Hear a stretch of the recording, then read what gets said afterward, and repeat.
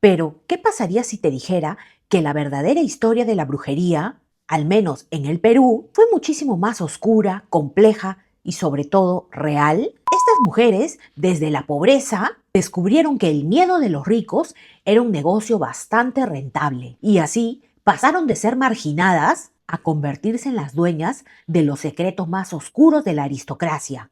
Una sola denuncia anónima lanzada por debajo de la puerta del tribunal y tu vida entera se acababa. Cuando escuchamos la palabra bruja, pensamos automáticamente en los bosques oscuros de Europa.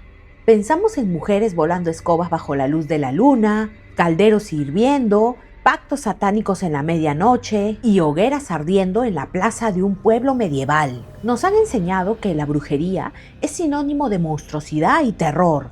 Pero, ¿qué pasaría si te dijera que la verdadera historia de la brujería, al menos en el Perú, fue muchísimo más oscura, compleja y sobre todo real?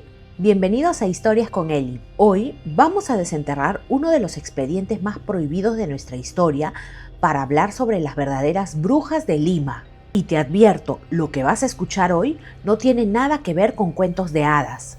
Para entender este misterio tenemos que viajar en el tiempo. Imagínate la Lima virreinal del siglo XVII, una ciudad que culminó este siglo amurallada, envuelta en una niebla espesa que apenas dejaba ver la luz de los faroles. Lima era la joya de la corona española en Sudamérica, la ciudad de los reyes. Las campanas de las decenas de iglesias y conventos marcaban el ritmo de la vida. A simple vista, Lima era una ciudad de santos, monasterios y devoción total. La ciudad perfecta a los ojos de Dios y del rey. Pero, como toda ciudad que presume de una moralidad intachable, Lima tenía una doble vida. Una doble vida que despertaba cuando el sol se escondía y las campanas dejaban de sonar. Detrás de las pesadas puertas de madera de las casonas más lujosas, se escondían pasiones prohibidas, envidias mortales, infidelidades y un miedo profundo a perder el estatus social. Y es aquí donde entran nuestras protagonistas. Olvídate del mito de la bruja europea con sombrero puntiagudo. La bruja limeña era una mujer de carne y hueso que caminaba entre la multitud. Era la vendedora del mercado, la lavandera, la curandera del callejón. Eran mujeres indígenas, mestizas y sobre todo afrodescendientes, que vivían marginadas en los barrios periféricos de la capital, como el famoso barrio de San Lázaro o Malambo, cruzando el río Rímac. La sociedad virreinal las despreciaba de día, las veía como ciudadanas de tercera categoría, relegadas a la servidumbre en un sistema que estaba diseñada para aplastarlas. Sin embargo, estas mujeres poseían el arma más poderosa de la época, el conocimiento. Conocían los secretos de las hierbas andinas, los rituales africanos y las supersticiones europeas. Así lograron fusionar todo esto en un mercado negro de magia y misticismo que la élite limeña consumía en total secretismo. Ellas no hacían pactos con el diablo para destruir el mundo, hacían algo mucho más inteligente. Fabricaban filtros de amor, vendían amuletos para la buena fortuna, rezaban oraciones prohibidas y realizaban amarres desesperados. Estas mujeres, desde la pobreza, descubrieron que el miedo de los ricos era un negocio bastante rentable y así pasaron de ser marginadas a convertirse en las dueñas de los secretos más oscuros de la aristocracia. Pero este poder clandestino tenía un precio muy alto, porque en el centro exacto de esta ciudad de doble moral se levantaba un edificio oscuro cuyos jueces observaban todo en silencio, el Tribunal de la Santa Inquisición. Para entender cómo estas mujeres de los barrios periféricos lograron tener tantísimo poder, tenemos que hablar de lo que realmente vendían. Y te aseguro que no eran maldiciones para destruir cosechas o arruinar el mundo. El negocio más rentable en la Lima virreinal era uno solo: el amor y la desesperación. Imagínate por un momento ser una mujer de la alta sociedad limeña en el año 1600. Nacías para ser casada mediante un arreglo con un hombre que a veces ni siquiera conocías, y tu único valor en esta sociedad dependía de tu matrimonio y de darle herederos a la familia. Pero ¿qué pasaba si tu esposo perdía la cabeza por otra mujer? ¿O qué ocurría si pasaban los años y no lograbas embarazarte? En esa época, donde el divorcio era impensable y el escándalo social era tu ruina total, estas mujeres vivían en un estado de terror constante. Obviamente no podían ir a confesarle estos miedos al sacerdote, y la medicina de la época no tenía ninguna respuesta. Así que, acorraladas por la presión social, recurrían a la única opción que les quedaba. Cuando caía la noche, estas aristócratas hacían algo impensable. Se ponían la saya y el manto, se tapaban el rostro para no ser reconocidas por nadie y cruzaban el puente de piedra hacia los barrios bajos. Dejaban atrás sus mansiones iluminadas para meterse en callejones de tierra y tocar la puerta de las mismas mujeres a las que de día ni siquiera saludaban. Ahí adentro, en cuartos iluminados solo por velas, ocurría el verdadero intercambio. La hechicera escuchaba el problema y preparaba su magia.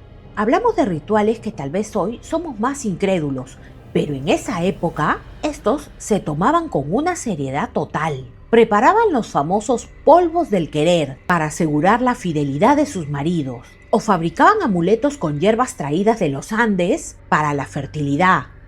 También leían hojas de coca o granos de maíz y hacían los clásicos amarres usando mechones de cabellos, uñas o incluso una prenda de vestir. Y aquí viene el detalle histórico que te dejará pensando. Estas curanderas no trabajaban gratis y sus tarifas eran altísimas. Las mujeres de la élite les pagaban con monedas de plata, joyas, sedas finísimas y hasta alimentos caros. Ojo que estas curanderas también atendían a personas de menor rango social.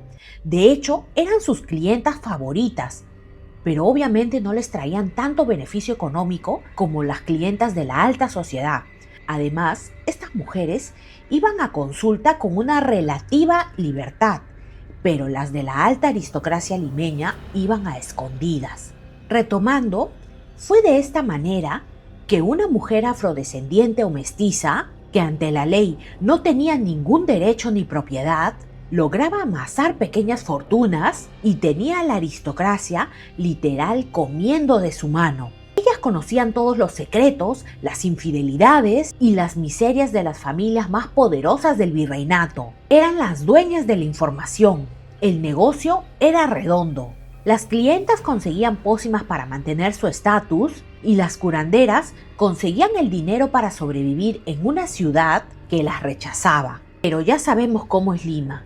Los secretos nunca duran para siempre. En una ciudad llena de sirvientes que escuchaban detrás de la puerta y de vecinas asomadas en los balcones, era cuestión de tiempo para que alguien hablara de más. Y cuando los rumores llegaron a los oídos del Tribunal del Santo Oficio, se desató una verdadera cacería. Ahora, cuando decimos la Inquisición, seguro que te imaginas el peor escenario de las películas. Cacerías masivas y pueblos enteros en llamas. Pero aquí en el virreinato, las reglas del juego eran muy distintas y sobre todo, muchísimo más clasistas. De hecho, aquí te voy a soltar un dato histórico que casi nadie sabe. Seguro que te estás preguntando, ¿y qué pasaba en las provincias? ¿Acaso no habían brujas en los Andes? ¿Por qué solo me hablas de las brujas de Lima? Claro que existía la magia ancestral, los pacos y los curanderos en la sierra. Pero el Tribunal de Lima tenía una orden directa y estricta desde España.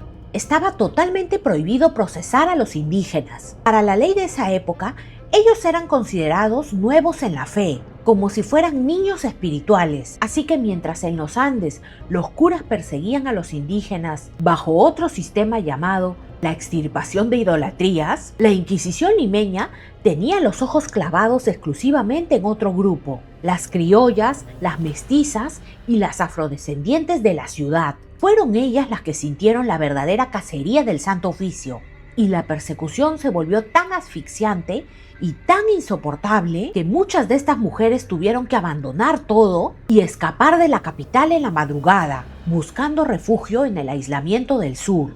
Y aquí no puedo evitar hacer un paralelismo curioso. Mucho más al sur, en el desierto de Ica, existe otra leyenda que quizás ya conoces: las brujas de Cachiche. La tradición popular cuenta esa historia distinta, ligada a mujeres europeas que huyeron de la Inquisición española. Pero lo fascinante es que el patrón se repite como un eco. Mujeres perseguidas por el mismo tipo de tribunal, buscando en el desierto sureño la libertad que la capital les negaba. Dos leyendas distintas, nacidas del mismo miedo. ¿Será que ahí en el sur se encontraron las brujas europeas y las brujas que escapaban de la capital de Lima?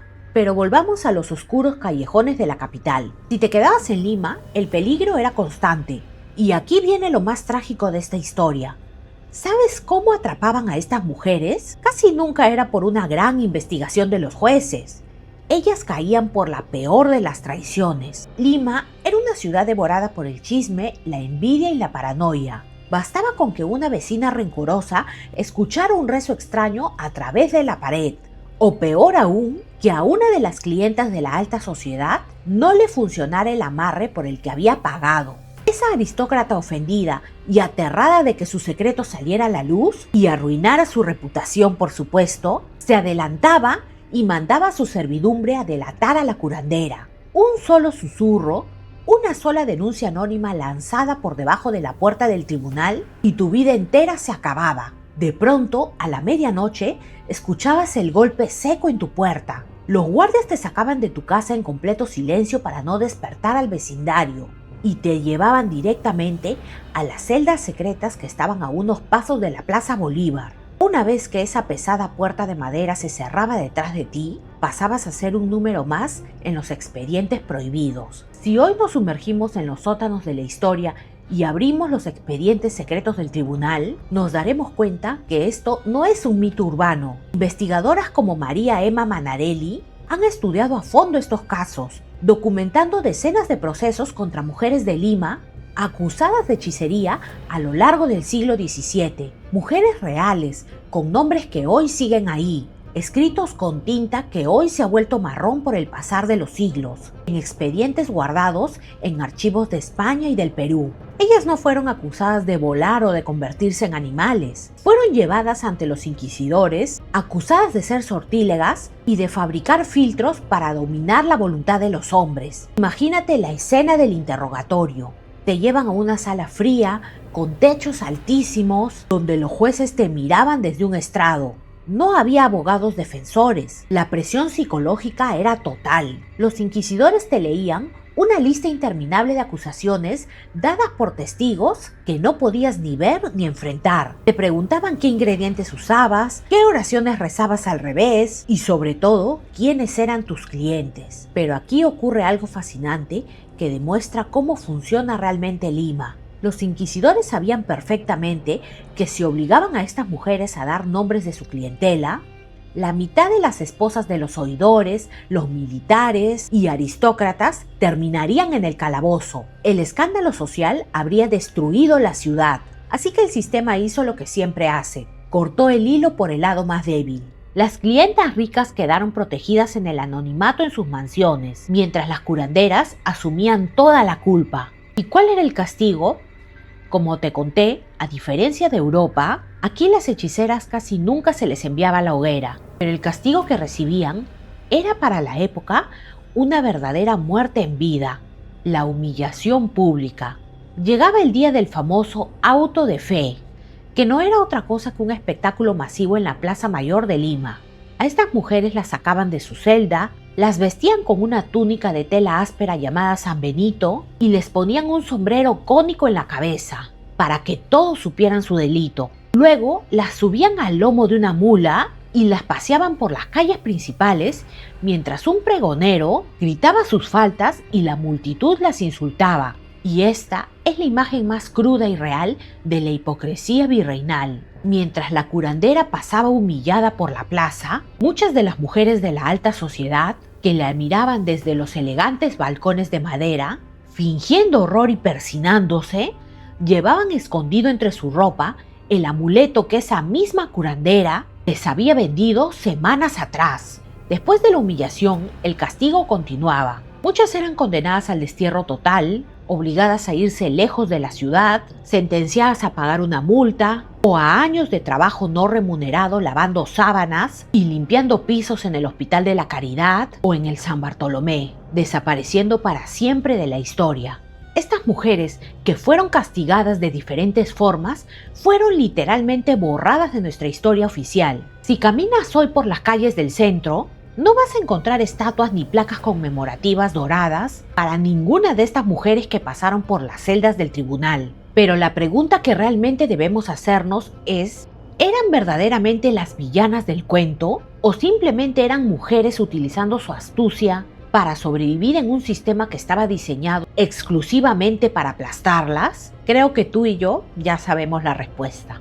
Porque piénsalo detenidamente. Hablamos de una época donde estas mujeres no tenían acceso a ningún tipo de educación formal, no podían heredar propiedades y estaban atrapadas en el escalón más cruel y bajo de la pirámide social. En este contexto de oscuridad total, la hechicería se convirtió en su única y brillante herramienta de empoderamiento. Usaron el miedo, la superstición, los celos y los secretos más íntimos de sus propios opresores para generar dinero, influencia y una especie de respeto clandestino. Ellas fueron, a su manera, las primeras psicólogas, consejeras y terapeutas de una ciudad entera que se ahogaba día a día en su propia doble moral. Su verdadera magia no radicaba en mover objetos con la mente, ni invocar espíritus o volar sobre los tejados. Su magia más poderosa fue haber entendido cómo hackear el sistema virreinal, usando la vulnerabilidad psicológica de la aristocracia a su favor. Y si por un segundo crees que la Inquisición, con todo su poder y su terror, logró erradicar este legado, te invito a dar una vuelta por la Lima de hoy. 400 años después, las celdas del tribunal están vacías. Los implacables jueces solo son polvo en las criptas. Pero esa herencia mística sigue respirando entre nosotros. Si caminas por las avenidas más transitadas o te adentras en los pasillos aromáticos de cualquier mercado tradicional limeño, vas a encontrarte con carteles de colores fosforescentes ofreciendo lecturas de tarot, amarres garantizados y poderosos baños de florecimiento. Incluso hoy, en plena era digital, en los clasificados de los periódicos y en todas las redes sociales, se siguen publicando anuncios prometiendo regresar al ser amado o, de forma un poco más consciente, ayudarte a conocer este mundo esotérico y místico. La sociedad limeña cambió sus pesados vestidos de seda por ropa moderna, cambió las carrozas por el tráfico insoportable, pero en lo más profundo de nuestra psique, ese misticismo y esa desesperación humana por controlar el amor y el destino siguen exactamente igual que en el año 1600. La historia de las verdaderas brujas de Lima nos deja una lección clarísima. Los peores monstruos no hacen pactos en la oscuridad ni vuelan en escobas. A veces visten ropas finas y se sientan en los balcones más lujosos a juzgar a los demás. Si este viaje al pasado te ha fascinado tanto como a mí y quieres seguir desenterrando los secretos mejor guardados y la cara oculta de nuestra historia peruana, este es el momento exacto para unirte a nuestra comunidad. Suscríbete al canal, activa la campanita para no perderte nuestros próximos videos y dale like a este video si te ha gustado. Déjame aquí abajo en los comentarios si te imaginabas este nivel de hipocresía en la Lima virreinal. Voy a estar leyendo todos sus comentarios. Yo soy Eli y nos vemos en un próximo video. ¡Chao!